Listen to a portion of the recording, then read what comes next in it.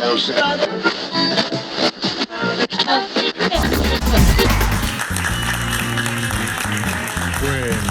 no hace falta. Muchas gracias. Todos ustedes muy amables. Hola, buenas noches. Bienvenidos al programa. Yo soy Jaime Bailey. Esperaba esta noche con mucha impaciencia y curiosidad porque me voy a permitir el deleite de conversar con Moisés Naim, que es un brillantísimo escritor y periodista venezolano. Moisés vive en Washington, pero está de visita aquí en Miami. Ha venido a presentar su más reciente novela, que yo devoré apasionadamente, Dos espías en Caracas. Una novela fascinante, magistralmente bien ejecutada, una obra maestra. No se pierdan a Moisés Naim en un momentito. El programa de hoy, yo creo que soy el único tonto en el mundo que dedica sus programas de televisión a gente que no conoce, pero lo hago con auténtico cariño, ¿eh? Y ustedes seguramente presienten ese afecto. Va dedicado a René Zucker, que está en Villa La Angostura. Es un lugar mágico, ¿no? Albina Viñolo, Liliana Cuevas, que está de cumpleaños. Happy birthday, Liliana. Marcela Guevara está en Barcelona.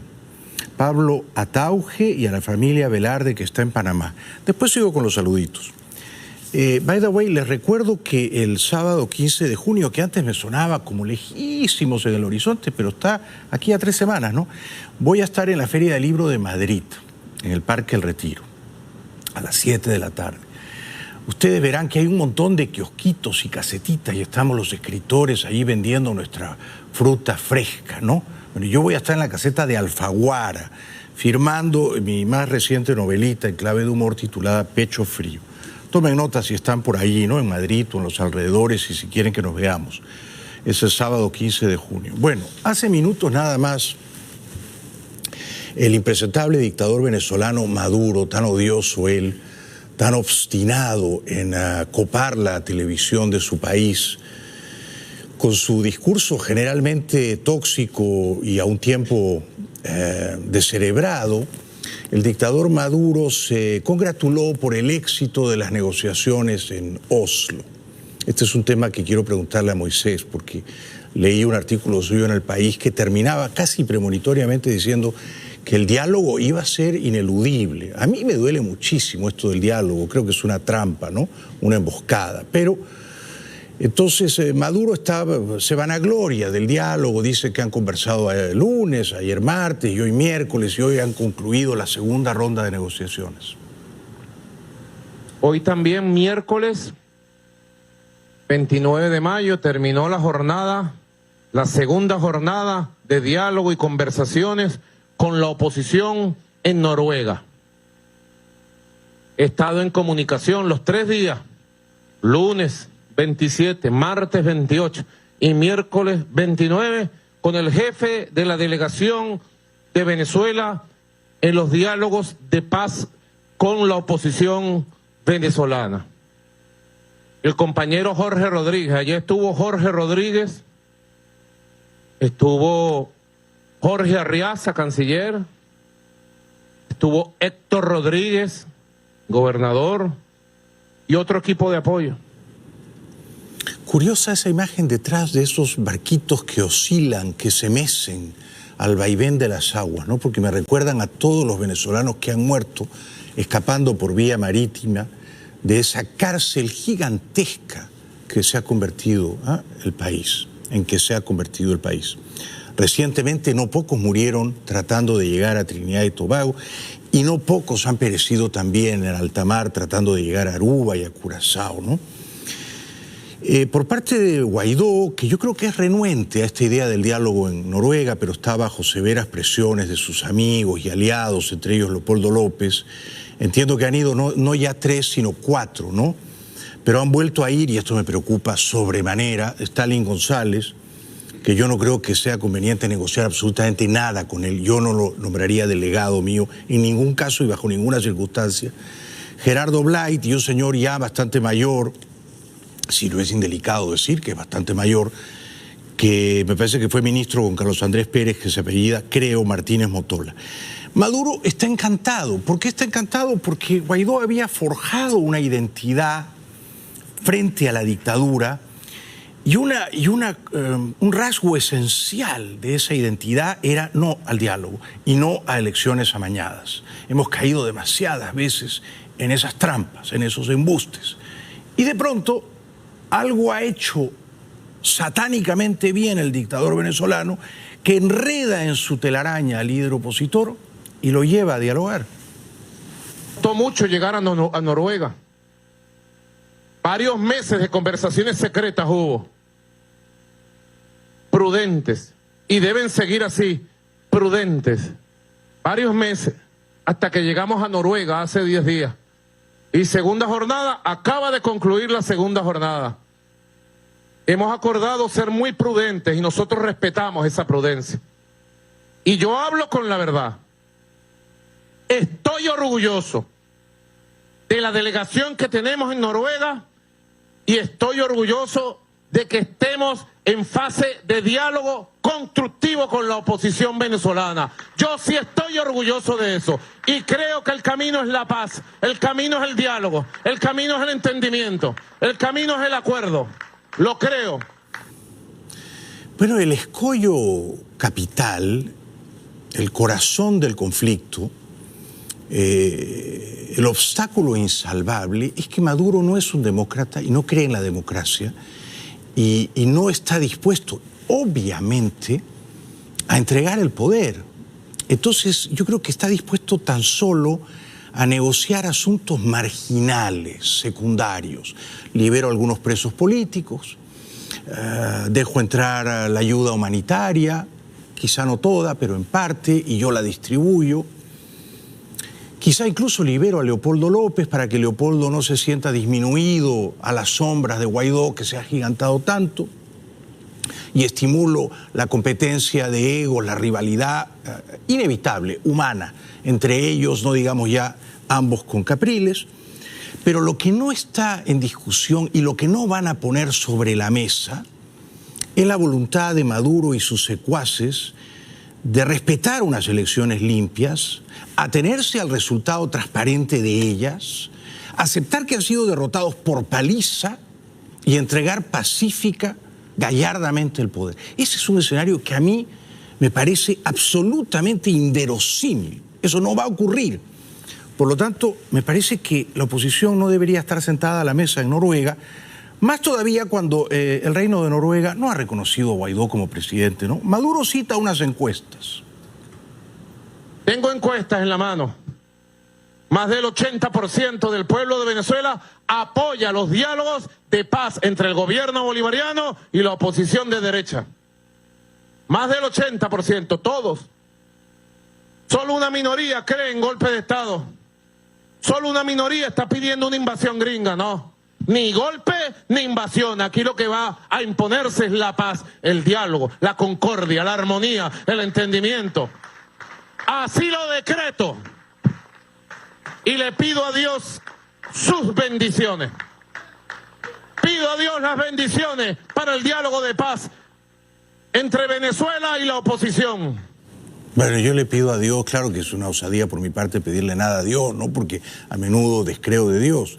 Soy un agnóstico inconstante, pero tengo mis ratos esporádicos de fe. Yo le pido a Dios que le devuelva la libertad a Venezuela. Y como Maduro es un escollo, es un obstáculo para ese fin noble, el de restaurar las libertades en Venezuela, le pido a Dios que retire a Maduro del camino, de la manera más delicada posible, por supuesto, ¿no?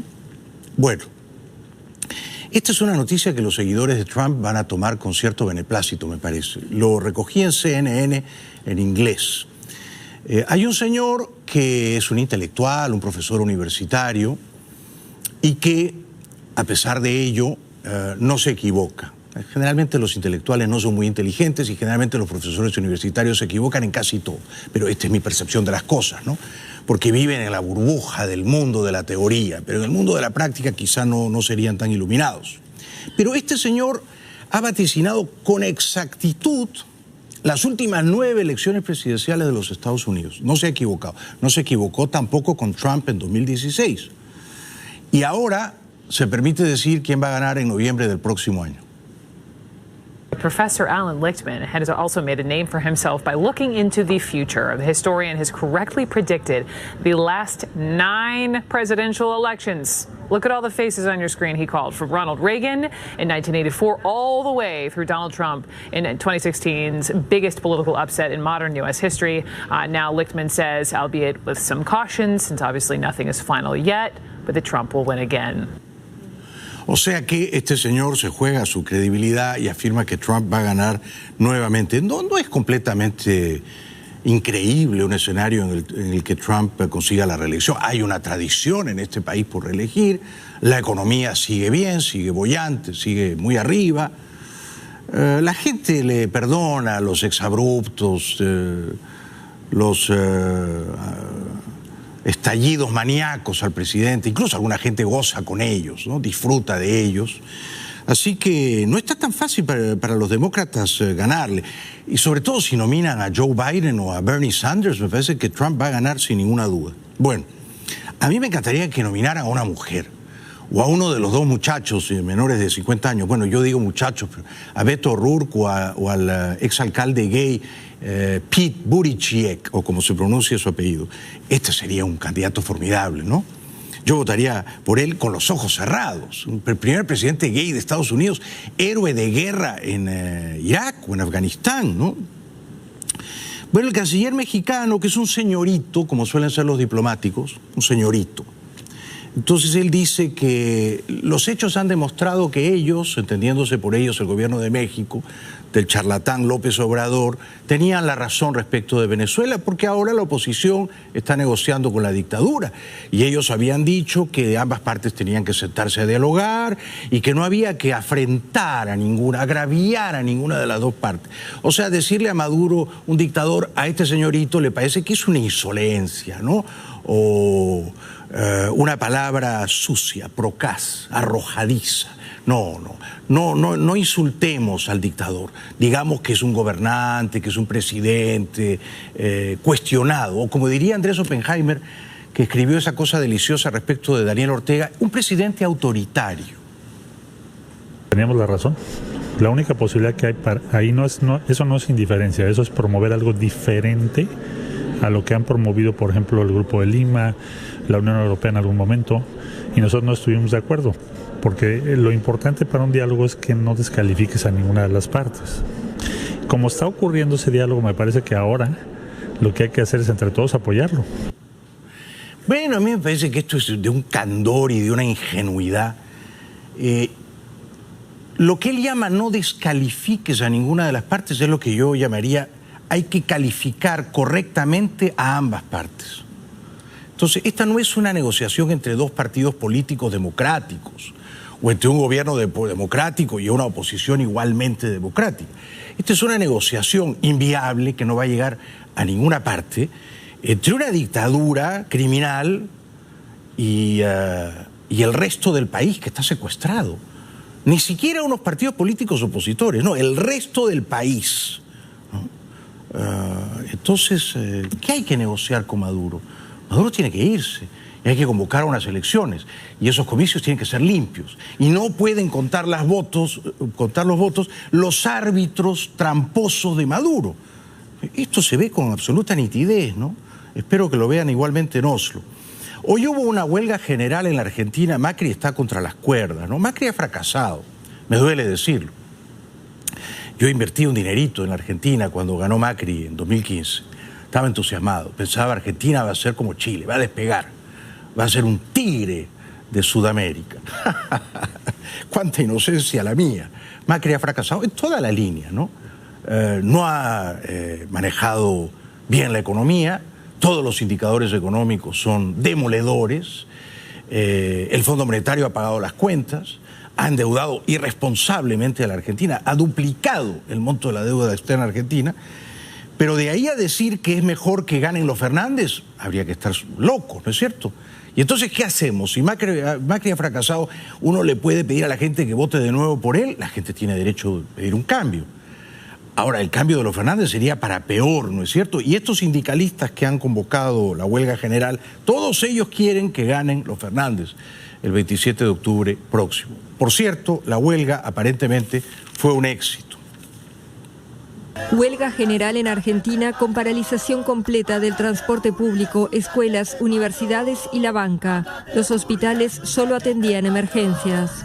Aunque los sindicatos no tenían previstas movilizaciones, algunos grupos de izquierda organizaron bloqueos de rutas, como este, en los accesos a la capital.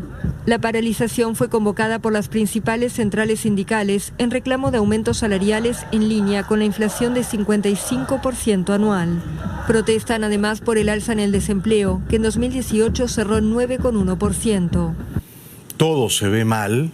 Y yo me temo que Macri no va a conseguir la reelección. No digo que esto sea imposible, ¿no?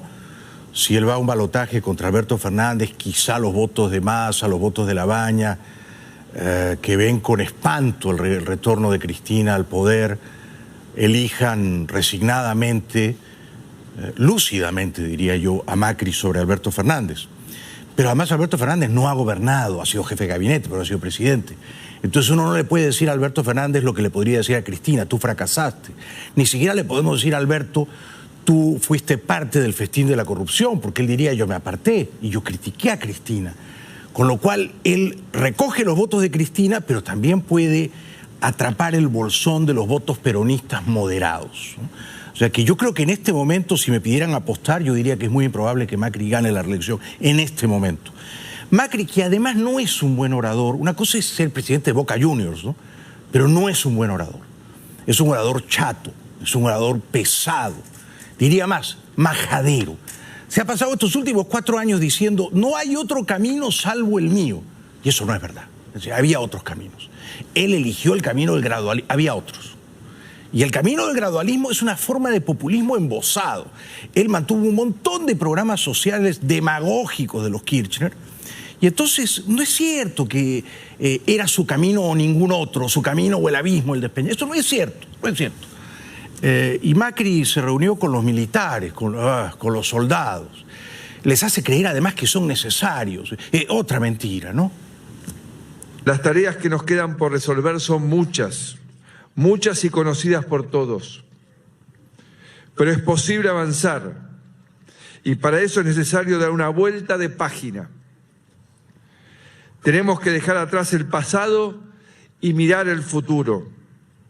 Necesitamos un ejército con innovación, tanto en materia de capacidades como de organización. Porque la Argentina que queremos, una Argentina cada vez más segura, integrada y comprometida con los problemas del mundo, necesita contar con fuerzas armadas modernas y profesionales. Todo mal, todo mal. El tono pesaroso, burocrático de Macri, parece que se está quedando dormido. Los atuendos improbables y estrafalarios de esos soldados o de esa guardia extraña, ¿no? ¿A qué guerra van? ¿Contra quién van a combatir? Tienen como unas bayonetas ahí, el tamaño de la bandera, una cosa, todo anticuado, todo mal, todo mal. Macri merece perder, pero Cristina y Alberto Fernández no merecen ganar. ¿Y entonces qué hacemos? No sé. Pero yo digo que Macri no merece ganar, no merece ganar. Y cuando dice, ustedes se merecen dar vuelta a la página, le van a dar vuelta a la página a él. Él es la página a la que le van a dar vuelta. Y él es también ya el pasado, porque tú no puedes estar en el 4º año de tu gobierno diciendo la inflación está en 60%, pero de esto tiene la culpa la señora Cristina. No, no. La inflación se puede bajar en un año, ¿no es cierto? Ahora, él no quiso hacerlo, no se atrevió a hacerlo. Le faltó lucidez, determinación. No, él pensó, la economía conmigo se va a expandir tanto, va a crecer de una manera tan fenomenal, que el crecimiento de la economía va a pagar el déficit. O sea que no hay que rebajar los gastos públicos. No hay que rebajarlos. O sea que esto va a ir fenomenal. Y no fue fenomenal. Y entonces el que ha pagado el déficit es el Fondo Monetario. Y decir, si Macri hubiera dicho en la campaña de 2015, voten por mí, que yo le voy a pedir al Fondo Monetario 70.000 millones de dólares porque Trump es mi amigo, y entonces con eso pagamos las cuentas, ¿hubiera ganado? No hubiera ganado. Y esa fue la realidad, ¿no es cierto? Y luego están los sindicalistas, el señor Moyano. Esta gente mete miedo, también estos son dinosaurios, ¿no? Pertenecen a un pasado lejano, se niegan a extinguirse y representan a los trabajadores, pero ciertamente no trabajan. se ven afectados por la política que ha implementado el gobierno, una vez más queda demostrado el rechazo a la misma por las consecuencias que trae, ¿no es cierto?, en pérdida de fuentes de trabajo, pérdida del poder adquisitivo del salario, inflación alarmante, desocupación, bueno, todo lo que ya conocemos, ¿no es cierto?, que estamos viviendo los argentinos. Y reitero, creo que esto es una demostración más del rechazo que produce esta política por la adhesión que ha tenido este paro tan importante que se ha declarado.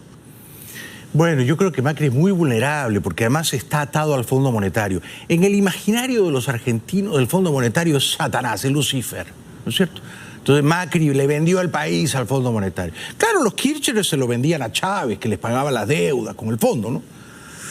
Pero Kirchner podía decir, yo le di una patada al Fondo en el trasero, los eché, les pagué todo. Fue Chávez, que en realidad, ¿no? Pero en cambio, Macri no puede decir eso. Macri va a tener que decir, todo luce mal y ahora debemos casi el doble de lo que debíamos cuando yo asumí. Y yo no creo que esa sea una señal de que él ha hecho bien las cosas, ¿no? Él, por supuesto, como los equipos de fútbol cuando pierden, ¿no? Siempre hay un entrenador que dice, jugamos bien. La culpa la tuvo el árbitro, los rivales fueron muy ásperos, el tiempo no nos favoreció, había un poco de altura y además la cancha estaba en mal estado. O sea, todo el mundo se confabuló contra mí. Yo no tengo la culpa, pero el mundo se confabuló. Eso es lo que dice Macri, ¿no? JP Morgan, Goldman Sachs, se llevaron la plata. Por favor, no nos tome por tontos. Estos otros sindicalistas, Daer, de la CGT, están felices ellos. ¿Por qué están felices? Porque no han trabajado hoy. Del pueblo argentino se sumó a la convocatoria de la Confederación General del Trabajo para reclamar medidas urgentes de rectificación de las políticas económicas que se llevan adelante, que sistemáticamente fueron erosionando toda la actividad económica, la actividad productiva, trayendo consecuencias devastadoras en el tejido social de nuestro país. El tejido social, pero el tejido adiposo de ellos crece. El tejido social. Estos muchachos, estos malos muchachos tienen el viejo hábito de no trabajar. Son enemigos declarados del trabajo. Yo los podría trabajar. A mí me encantaría que hubiera Uber y Lyft en la Argentina. Me encantaría que hubiera Amazon, que estos malos muchachos sean repartidores de cajas de Amazon, que trabajen, que por una vez en sus vidas tengan un trabajo real, un trabajo saludable, ¿no? No que sean parásitos. Estos son tábanos, son chupasangres, ¿no? Buenos para hablar y para quejarse, pero no buenos para trabajar ni para crear riqueza. Créanme, el problema es que todos ellos, todos, están conjurados detrás de la señora Cristina, todos. A ninguno le molesta la corrupción de los Kirchner, porque ellos son infinitamente más corruptos, ¿no es cierto? Y luego tienen a Alberto Fernández que dice, pero es que yo estoy con Cristina, pero también fui opositor a Cristina. O sea que yo creo que ha sido una jugada maestra de la señora Cristina, maestra, la de poner a Alberto Fernández. Macri tendría que declinar y poner como candidata presidencial a María Eugenia Vidal. Y yo creo que la señora Vidal, que a mí me encanta, ganaría. Pero creo que Macri va a perder. Por muy sabios que sean los consejos de mi tocayo Durán Barba, Macri tiene la goma, el neumático pinchado. Y lo veo muy difícil que pueda ganar. Bueno, publicidad y luego voy a conversar con el brillante escritor y periodista venezolano Moisés Naim.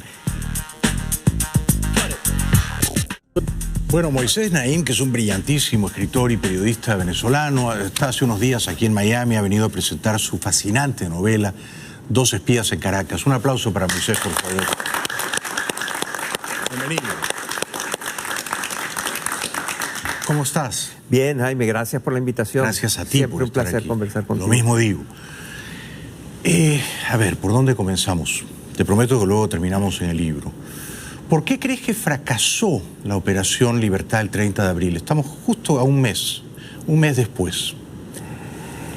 Yo le creo al secretario de Estado de Estados Unidos, el señor Mike Pompeo, él explicó que había habido una intervención eficaz del Kremlin, de los rusos, y que había habido, ellos tenían todo eso organizado, habían hablado y creían ellos haber reclutado al presidente del Tribunal Supremo, al ministro de la Defensa, al jefe de la inteligencia militar, al general que dirige la división que protege al presidente.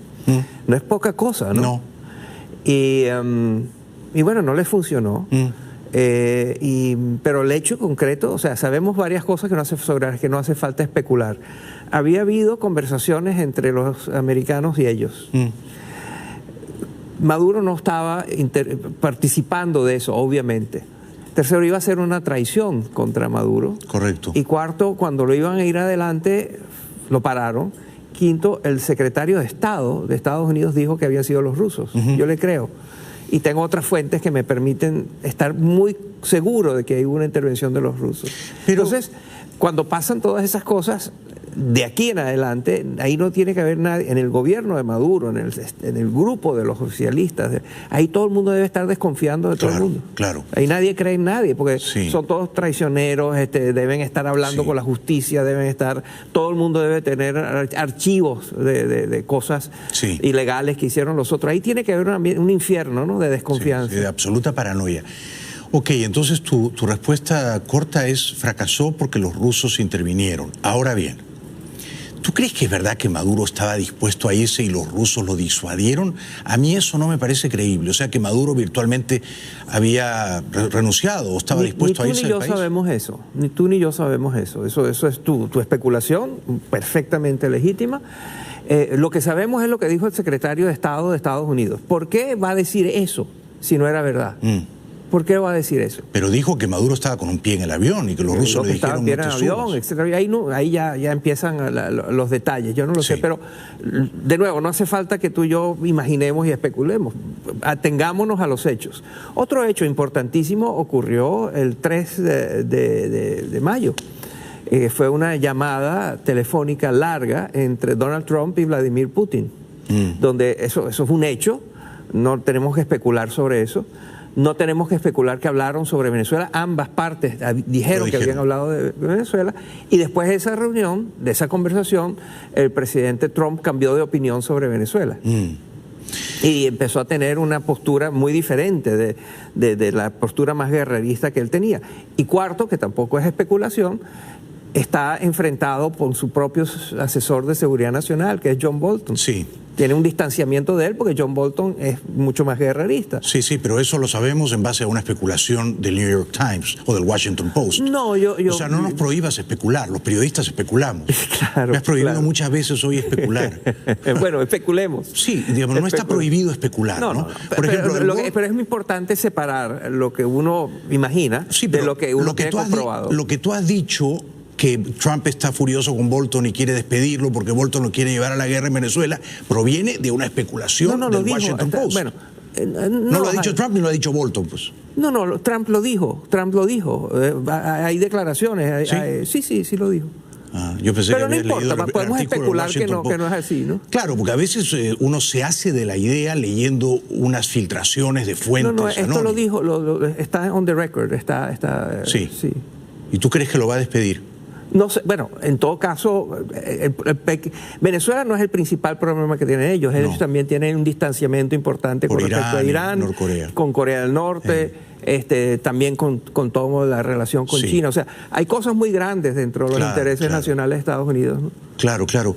Ahora, ya que hablamos de especulaciones, el Wall Street Journal publicó un artículo diciendo que Raúl Gorrín, un gran magnate del chavismo, había participado de estas negociaciones con Padrino, con Moreno y con Hernández Dala, pero se presumía que Gorrín era testaferro de Maduro, ¿no? Entonces, digamos, yo vuelvo a la pregunta original: ¿por qué Padrino, cuando Guaidó y López están en la calle esperando a que aparezcan Padrino y Hernández Dalas, el único general que cumple su promesa es Christopher Figuera, el de SEBIN? Estos otros dos no cumplen su promesa. Y a mí se me hace difícil creer que a las 4 o 5 de la mañana, cuando Hernández Dala y Padrino tenían que decidir, me voy con Guaidó o me quedo con Maduro, estaban hablando con los rusos. No fueron los rusos quienes los disuadieron, Moisés. No lo sé. Yo no te puedo ayudar ahí. No lo sé. ¿Tú crees que sí fueron los rusos? Yo no sé si eso que tú describes, ese escenario a las 4 de la mañana, sí. yo eso no lo sé. Yo sé una cosa. El secretario de Estado de Estados Unidos, Mike Pompeo, dijo que eso pasó. Dijo sí. que esto fracasó porque los rusos intervinieron. Sí. Los detalles de eso yo no los conozco. Claro, pero fue una buena idea nombrar a estos 3 personajes encumbrados del chavismo, 2 de ellos militares de alto rango. Lo dijo también Bolton a la salida de la Casa Blanca. ¿Fue una buena idea decir estábamos negociando con ellos y ellos no cumplieron? Bueno, probablemente no, pero afortunadamente lo dijo porque nos aclaró qué fue lo que pasó, ¿verdad? O sea, quedaron como en ridículo, quedaron como que estos chavistas venezolanos, estos oficialistas venezolanos jugaron con ellos y los manipularon y hicieron con ellos.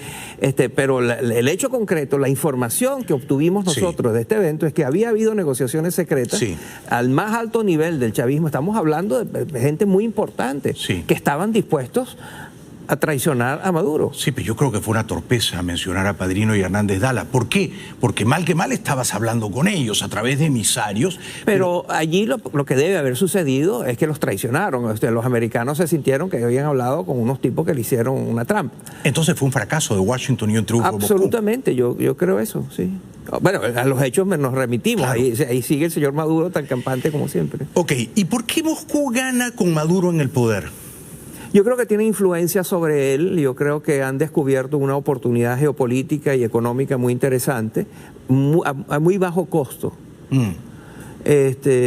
Y bueno, y de alguna manera le dicen a los americanos, si tú te sientes con derecho en intervenir en Ucrania, que es mi patio trasero, yo también puedo intervenir en el tuyo. O sea, lo que es igual no es trampa. Sí. Entonces es muy atractivo, ¿no? Como posibilidad. Como una carta de negociación. Claro. ¿Y tendría sentido que Trump le dijera a Putin, bueno, yo me repliego de Ucrania, pero tú repliégate de Venezuela? Sí, aunque yo no, a estas alturas lo de Ucrania tiene una dinámica independiente, ahí hay un gobierno diferente, está la Unión Europea, ahí hay una dinámica tan diferente. Sí. Volviendo al 30 de abril, ¿fue a tus ojos un error que indultaran y liberaran a Leopoldo López tan temprano, cuando el éxito de la operación era incierto? No lo sé. Yo sí sé que si yo fuera Leopoldo López, y llevo tantos años y viene el jefe del servicio de inteligencia del gobierno y me dice, ven que te estás libre, y el presidente en ejercicio, el presidente me dice, te doy el indulto, o sea, no, estás libre, ¿qué ser humano va a decir que no? O sea, ¿qué ser humano dice, no, déjame tranquilo, yo prefiero quedarme en la casa por cárcel y quiero seguir preso durante mucho tiempo? O lo que estaba planteado, lo que hemos sabido que estaba planteado, es que el gobierno se iba a anticipar a eso e iban a enviar a Leopoldo López otra vez a una cárcel infame. Y no lo iba. Entonces, no hay que perder de vista también el cálculo humano, ¿verdad? Sí, estaría impaciente por salir, por recuperar su libertad. ¿Qué harías tú, no? Después de todos estos años en la cárcel, de haber sido maltratado, y estás entonces llega ni más ni menos que en Estados Unidos, imagínate que es el jefe de la CIA. Que viene y te dice, véngase, yo estoy contigo, estás libre, y el presidente en ejercicio, legítimo, reconocido por 50 países, te dice, tú estás libre. ¿Qué hubieras hecho tú? Y dice, no, yo prefiero quedarme preso. Bueno, tú me has preguntado qué hubieras hecho tú. Yo te respondo. Yo no me hubiera entregado a la justicia abusiva, despótica de Maduro en primer lugar en 2014. O sea, yo me hubiera asilado en la embajada de Costa Rica o de Colombia y me hubiera ido al exilio. O sea, eso responde a tu pregunta. Y luego, ¿qué hubiera hecho yo ese día al ver que la operación fracasaba? Cualquier cosa menos refugiarme en la embajada de España. Cualquier cosa. Me refugiaba en 12 embajadas antes que en la de España. Creo que fue un error de cálculo elegir España. Sí. Porque no es un gobierno demasiado amigo. Hubiera sido mejor elegir pero después terminaron primero fueron a la de Chile, ¿verdad? Sí, pero en la de Chile había un montón de gente, no había camas. Lo que te quiero sugerir con esto es que no todo forma parte de cálculos geopolíticos finos que puedes hacer en el momento en que ocurren las cosas, ¿verdad? No, pero cuando tú sales de madrugada y acompañas a Guaidó, tú tienes un plan, y el plan es, por la tarde voy a estar en Miraflores, no por la noche voy a estar en la embajada de Chile y luego en la Pero evidentemente ellos calcularon mal el apoyo, ellos pensaban que ellos, es decir, Los americanos fueron engañados y cayeron por inocentes, y Guaidó y Leopoldo López contaban con que si tenían de su lado a todos estos personajes, se les iba a voltear la tortilla a su favor, ¿no? Pero a mí me parece, Moisés, que son demasiadas derrotas de la oposición. Fíjate lo que pasó con la ayuda humanitaria. Va a entrar sí o sí, va a entrar sí o sí, fue un fiasco.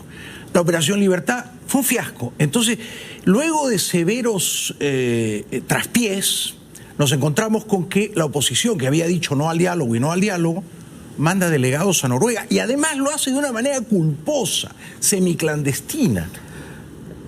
Entonces, uno, de acuerdo con que hubo los errores, esta es una oposición, es un grupo político que ha cometido errores, fue muy improvisado y no funcionó bien la ayuda humanitaria, todo lo que has dicho es cierto, sin duda, está allí, ¿no? Lo de los diálogos ha sido realmente un fracaso comunicacional muy grande, ¿no? ¿De qué manera? ¿Por qué crees eso? Porque tú mencionaste un artículo que yo escribí al respecto. Ese artículo esencialmente dice, entre otras cosas, en Venezuela hay palabras buenas que se vuelven malas. La palabra colectivos es una cosa buena, somos un colectivo, estamos aquí juntos, es una comunidad, etc. La palabra colectivo es buena, en Venezuela es nefasta, el colectivo son unos criminales, asesinos que están activamente armados y protegiendo a un gobierno espantoso. O sea, colectivos en Venezuela es una cosa mala.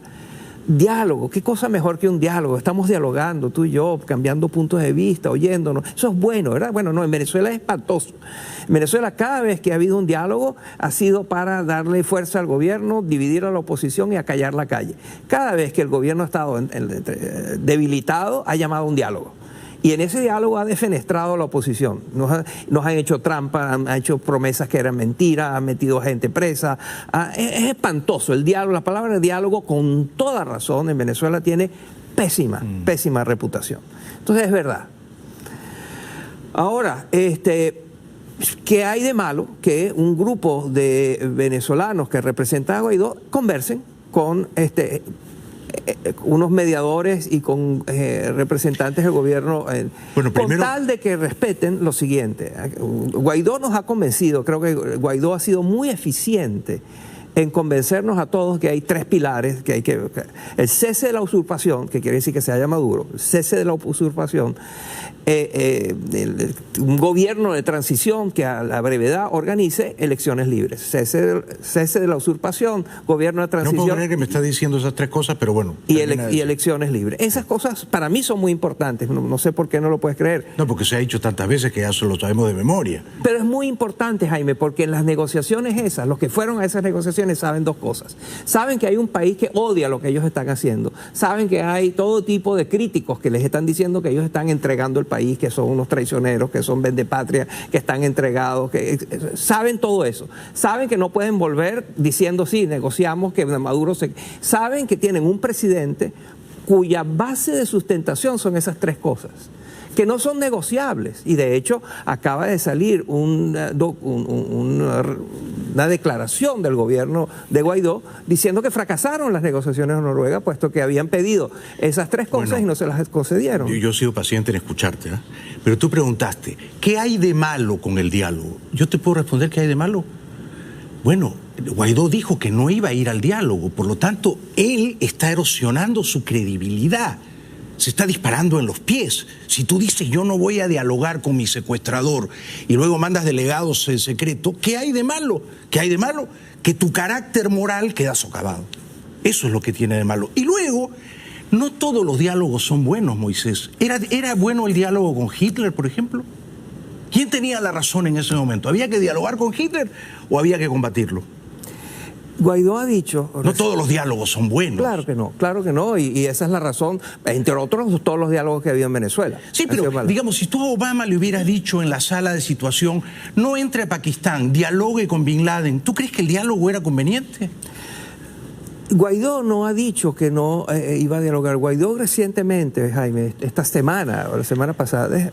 Pero no todo diálogo con tu enemigo, si el enemigo es un criminal. Estoy de acuerdo, eso no hace falta ni discutir. Tienes toda la razón. Pero tú estás diciendo que todos los diálogos son buenos. No, yo empecé diciendo que... Tú has dicho, ¿qué hay de malo en el diálogo? No, dije, a ver, déjame explicarte que... Yo te he dicho lo que hay de malo. Bueno, y yo te quiero explicar cuál es lo que yo pienso. ¿Qué es lo que yo pienso?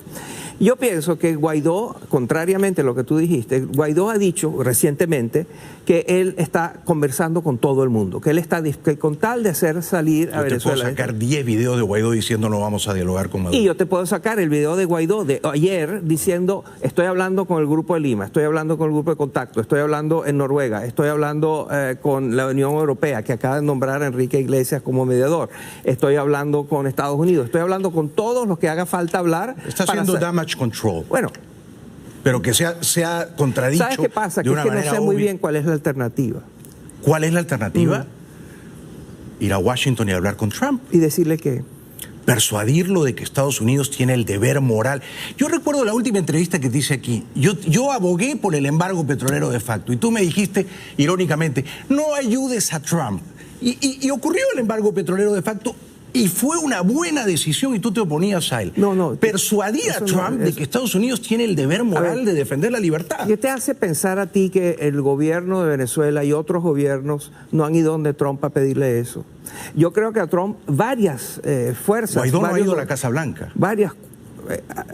hay venezolanos muy importantes. Pero no es Guaidó, pues no es el presidente. Pero bueno, Guaidó ha dicho que él está conversando con todos sobre todo. Pero Guaidó ha viajado a Asunción, Paraguay, y ha estado con Mario Abdo Benítez. Si va a Paraguay no puede ir a Washington. Bueno, a ver, Trump ha dicho que están todas las opciones sobre la mesa y eso quiere decir la opción militar. Ya lo ha dejado de decir. Bueno, pero tú te oponías al embargo petrolero, decías que era inviable. Me estás imputando cosas que yo no dije. Déjame explicarte qué es lo que te dije en esa conversación, que la recuerdo muy bien. Lo que te dije es que no hay peor embargo que el que le pone Cuba a Venezuela, que no hay peor sanción que la que le impone Miraflores a los venezolanos, que no hacía falta que Trump pusiera un embargo petrolero, puesto que el propio Maduro estaba destruyendo la capacidad petrolera venezolana. Sí, pero estabas equivocado. No estaba equivocado. Sí, estabas equivocado, porque el embargo petrolero ha sido muy útil para despojar a la dictadura de los dólares que provenían de la refinería de Estados Unidos. Pero es que ya para despojarla de la gasolina importada de este país. Es una manera de estrangular... Eso estaba sucediendo, Jaime, ellos destruyeron la capacidad de refinanciación. Pero tú me has preguntado aquí, si no es el diálogo en Noruega, ¿qué? Yo te estoy diciendo, hay otras cartas. Pero No, la carta que tú me dijiste es... Lo único que hay que hacer, entre comillas, es ir a Washington y persuadir a Trump de que invada militarmente a Venezuela. Yo no he dicho invasión, eso lo estás diciendo tú. Bueno, que intervenga militarmente. De que use la fuerza apropiada sagazmente. No he dicho invasión. Puede ser una intervención relámpago de 3 días. ¿Tú te opones a eso? Bueno, yo no, pues yo no tengo que estar de acuerdo contigo. No, yo no me opongo a eso. O me vas a prohibir que opine. Ya me has prohibido que especule, yo no puedo opinar tampoco. No puedo discrepar. Y me has desafiado a ir a los archivos de nuestra entrevista. En esa entrevista quedó clarísimo que tú te oponías al embargo petrolero. No, me oponía porque decía que no hacía falta que lo hiciera Trump. Sí hacía falta. Que bastaba con que Maduro siguiera destruyendo como lo estaba destruyendo. Porque al final tú eres otra voz lúcida, brillante. Tú eres una mente brillante y termina diciéndole a Guaidó: vaya usted a Noruega mansamente como un corderito a negociar con los que te van a degollar. No negoció, acaba de anunciar que fracasaron las negociaciones, Jaime. Esto yo lo hubiera podido anunciar un mes antes. Todos sabíamos que iba a fracasar. Bueno, Jaime, respeta a un tipo que tiene una opinión diferente. Guaidó opina que valía la pena hacerlo, conversó y no funcionó y se retiraron. Yo lo respeto, pero creo que ha perdido credibilidad.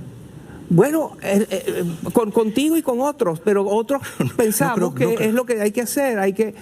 Cuidado, yo entiendo qué es lo que le pasa a los diálogos en Venezuela. Hay un país entero que los odia, con toda razón. Yo he escrito en contra de eso, Jaime, tú has leído, ¿no? Sí. Pero al final tú terminas diciendo que el diálogo era ineludible. Yo creo que es inevitable. Si Guaidó te llamara y te pidiera que tú vayas a dialogar a Oslo, ¿tú irías? Sí, claro. ¿Estás dispuesto a dialogar? Sí, absolutamente. ¿Y qué plantearías? Bueno, las 3 cosas que... El cese de la usurpación.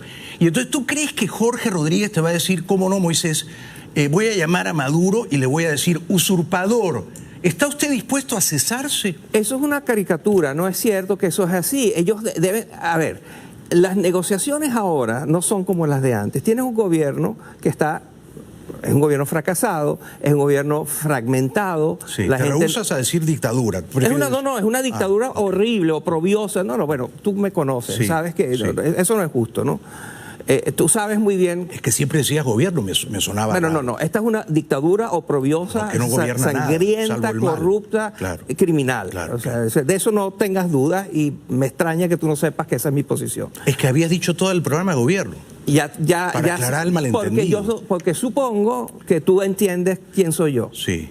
Y que yo creo que tú sabes quién soy yo. Sí. Y que yo... Bueno, pero discrepamos. Pues, no discrepamos en que es una dictadura oprobiosa, criminal, sangrienta y que ha destruido mi país. Con la cual hay que dialogar.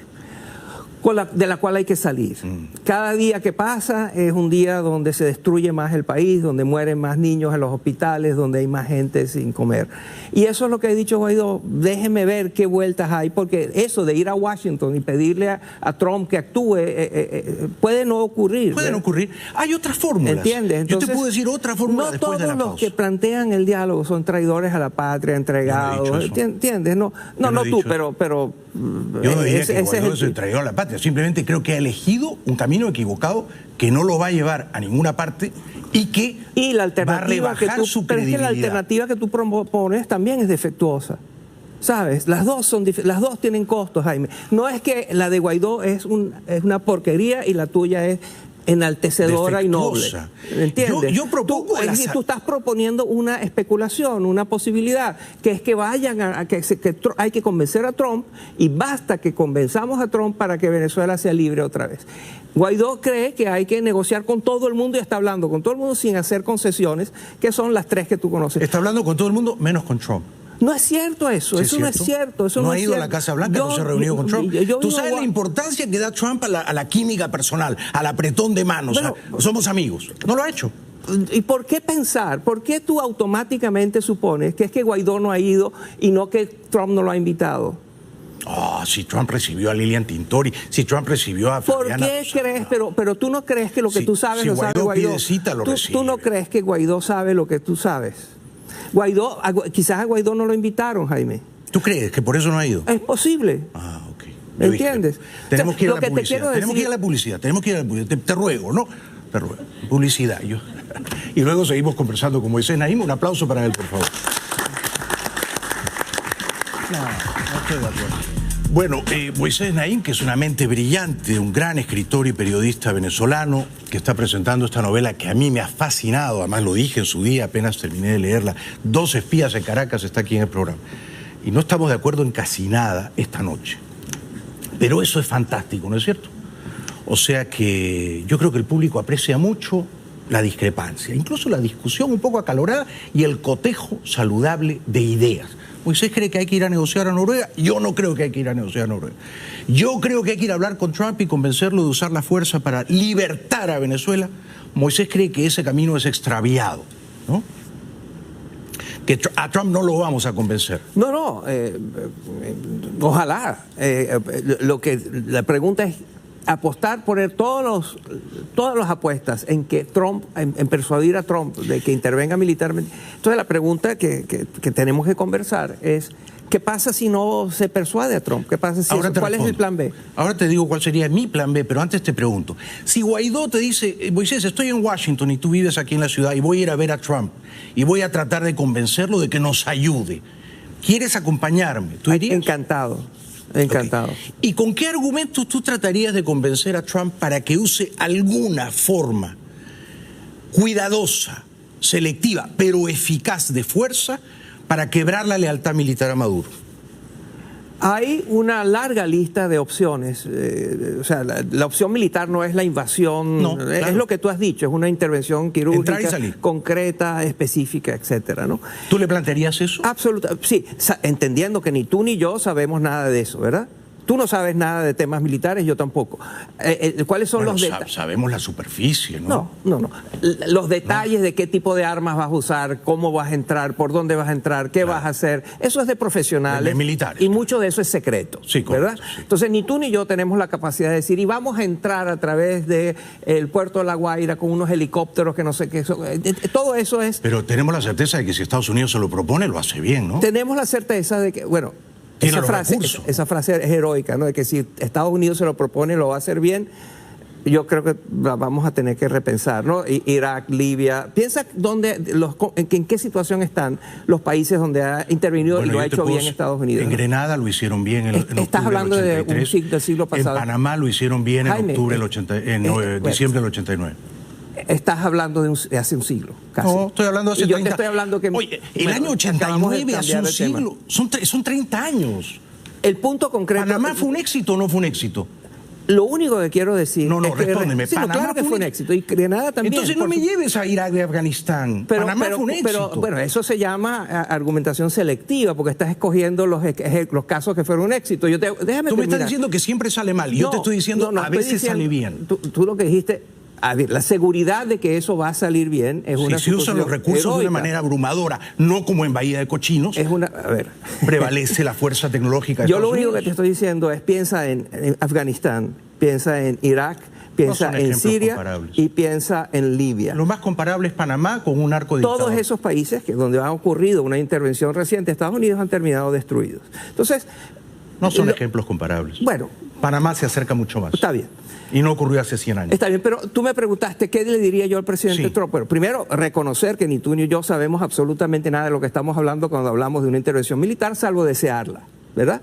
Y entender que no va a ser masiva, sino va a ser una cosa muy quirúrgica, ¿no? Muy específica. Y bueno, y explicarle por qué hay un pueblo que está sufriendo unas condiciones inmensas, por qué se está volviendo una crisis regional, por qué se está desestabilizando Colombia si esto sigue así, porque si la crisis humanitaria continúa y se profundiza, estás hablando de probablemente otro millón de venezolanos que va a estar buscando refugios en otros países, porque estás viendo una masacre realmente de los más vulnerables, los pobres, los niños, los ancianos, etcétera, etcétera. ¿No usarías el argumento electoral si usted libera a Venezuela, gana la Florida el próximo año? Sí, pero él no necesita elecciones políticas de mí, ni de ti. Trump ha demostrado que maneja la política. Exactamente lo que me dijiste en la entrevista pasada. Yo no te estoy pidiendo que le des lecciones, te estoy preguntando a ti. Yo sí le diría, presidente, si usted libera a Venezuela, los venezolanos y los cubanos le van a dar la Florida. Eso él lo sabe. Bueno, y creo que debido a que lo sabe, es que se la pasa diciendo que están todas las cartas sobre la mesa, que etcétera, etcétera. ¿Y es real? ¿Para ti es real? Que están todas las cartas sobre la mesa. No, que si libera a Venezuela, gana la Florida y aumenta... No hay duda que va a haber una simpatía muy grande por él. ¿Aumenta la probabilidad de su reelección? Sí, absolutamente, sí. Porque si él te pregunta, pero Moisés, ¿qué gano yo? Yo creo que esa es una buena respuesta. Sí, y yo te digo que él lo sabe, sin que tú y yo se lo digamos. Claro. Lo sabe con certeza. No será malo recordárselo, ¿no? Bueno, está bien. No le ofenderá que se lo recuerdes. Sí, pero...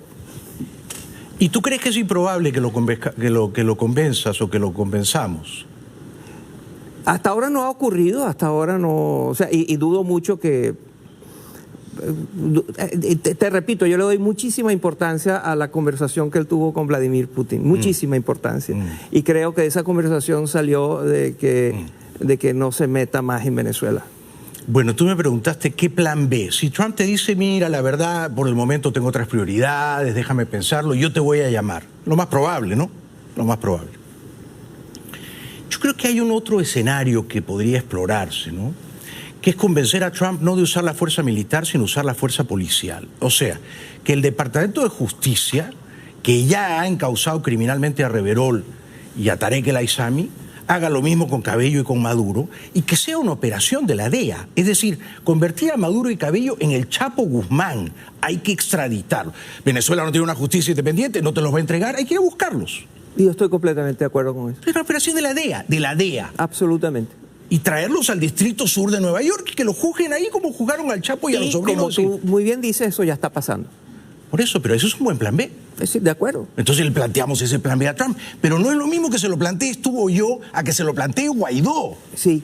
El problema de eso es que, como tú sabes, el sistema judicial aquí es independiente. Tiene sus tiempos, claro. No, es independiente, o sea, no depende de Trump, ¿verdad? Claro.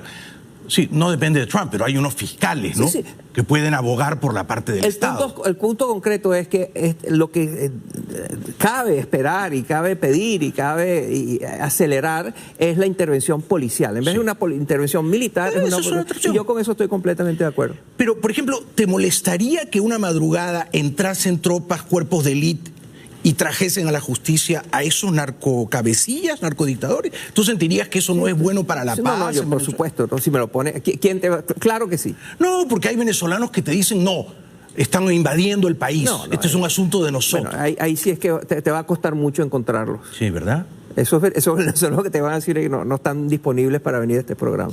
Claro. Y deben ser muchos. No, pero recuerdo una entrevista que Óscar Haza le dio a Vladimir Villegas, el pequeño bufón amordazado de Globovisión, y Óscar le decía, ningún venezolano de buena fe puede estar de acuerdo con que invadan su país. Yo decía, bueno, ¿en serio?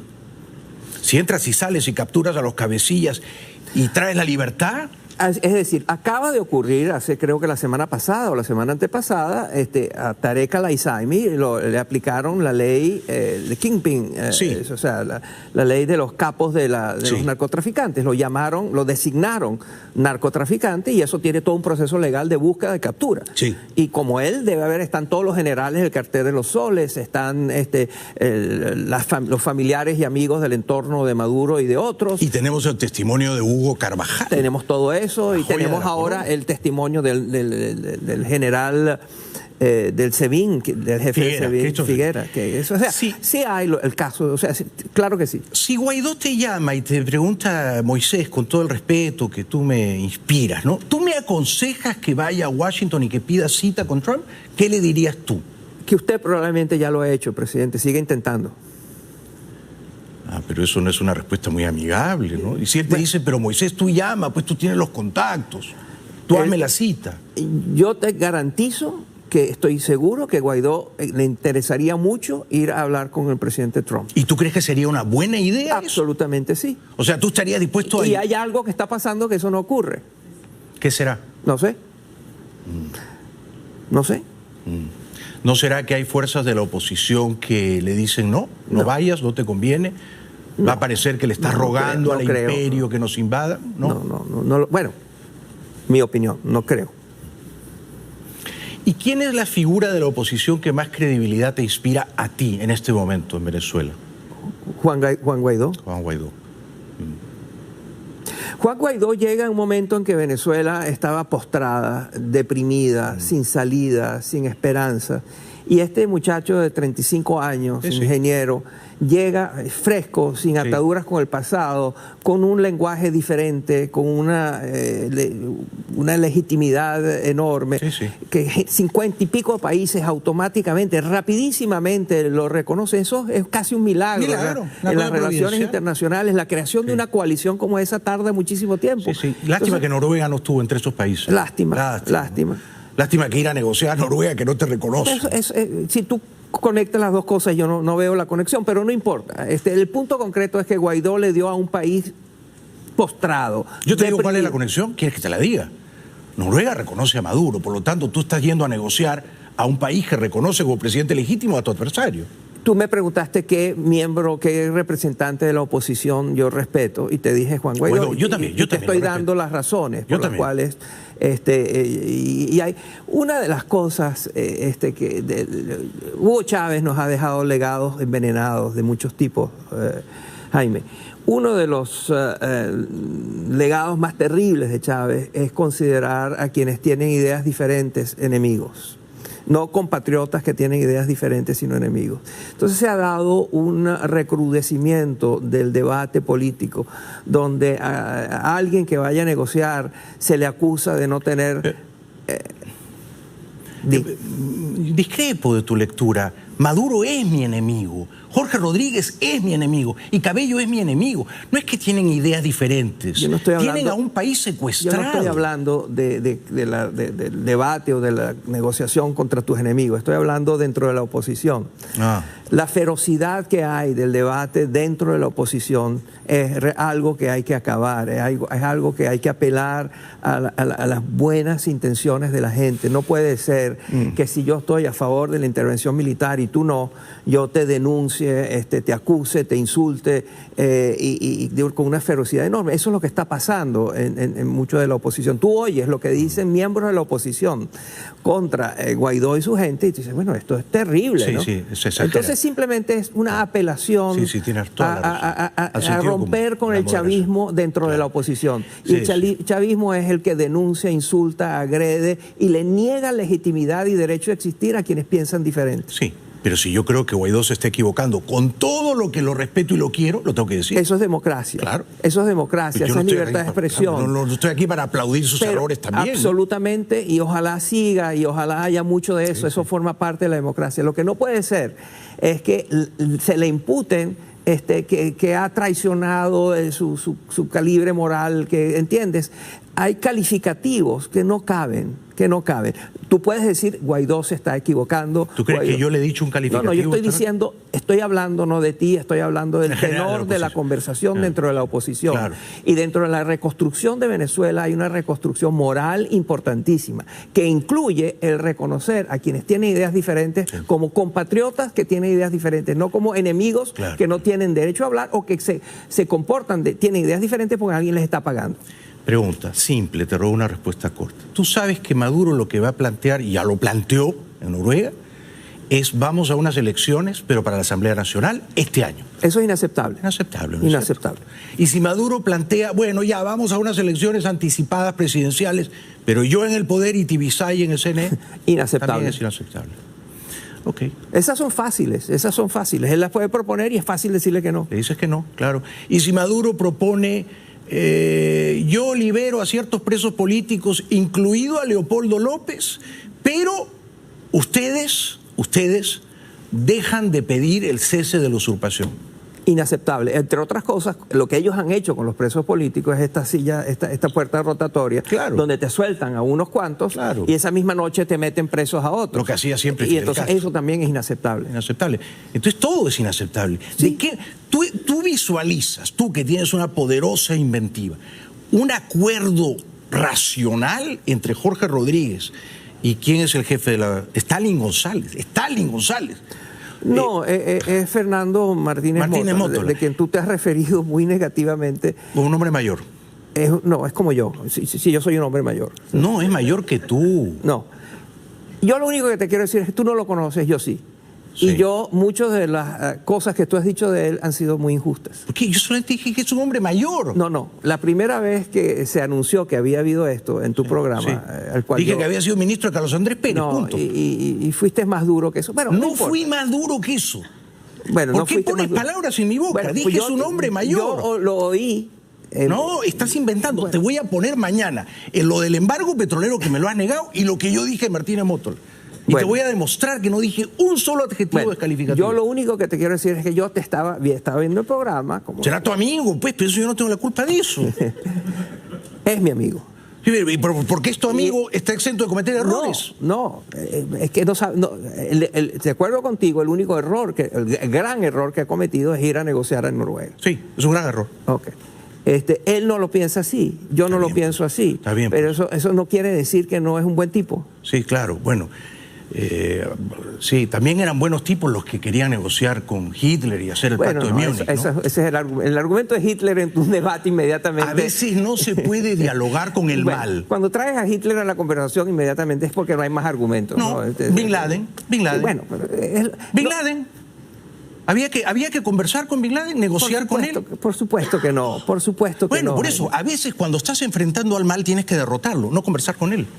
Yo no estoy hablando, estoy hablando de que esto tiene que ver con el tema de cómo la oposición trata a la oposición. Sí, pero a veces, si tu enemigo es un criminal, vamos a ver, vamos a suponer que yo le hubiera dicho a la DEA que quería capturar al Chapo Guzmán, no, acá no vamos a usar la fuerza, señores. Ustedes tienen que negociar. Vayan a Oslo, los agentes de la DEA y los representantes del Chapo Guzmán. ¿Tú crees que eso era viable? Y era una parte que es la ley y otra parte que es criminal. Absolutamente. Entonces, con los criminales, ¿por qué vas a negociar en Noruega? A ver. No es el ejemplo de Hitler, es un ejemplo moderno. Moderno, el Chapo Guzmán. Esta conversación ya la hemos tenido. ¿Cuál es la opción? ir a negociar con ellos sabiendo que hay cosas que no son negociables. La opción es preservar tu integridad moral, la integridad del líder que dijo no al diálogo y respeta su palabra. Ese líder acaba de decir que él está dialogando con todo el mundo y todo el que quiera. Sí, bueno. ¿Ok? Eso a ti no te gusta. Creo que su palabra hoy vale menos que hace 2 meses. Eso para ti y para otros no, Jaime. No puedes estar tan seguro de cosas tan complejas. Perdóname, yo sí estoy seguro. Bueno. Y por eso al programa le va bien, ¿ok? Bueno, y yo no opino por los otros aquí, opino por mí. Claro, pero el programa le va bien. Tú opinas por los otros. Sí. Tú haces una encuesta automática y sabes lo que opinan los otros. Yo no, yo solo sé lo que opino yo. Sí. No, bueno, dejémoslo ahí. Dejémoslo ahí. Bueno, un gran aplauso para Moisés Naim, por favor. Gracias por haber venido. Muchas gracias.